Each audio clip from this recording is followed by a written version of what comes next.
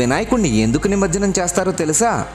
తాను చెబుతూ ఉంటే మహాభారతాన్ని రాయమని వ్యాసుడు గణపతిని ప్రార్థించాడు.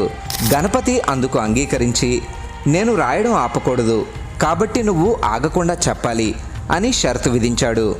వ్యాసుడు అందుకు అంగీకరించి, నేను చెప్పేది మీరు అర్థం చేసుకోకుండా రాయకూడదు అని షరతు విధించాడు.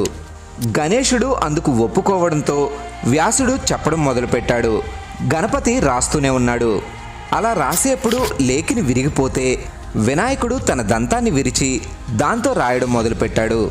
ఇంకో 10 రోజుల్లో భారతం రాయడం పూర్తవుతుంది అనగా విశ్రాంతి లేకుండా రాయడం వల్ల వినాయకుడి ఒళ్ళు విపరీతంగా వేడెక్కి ఆయన ఒంటి నుండి పొగలు రావడం మొదలైంది.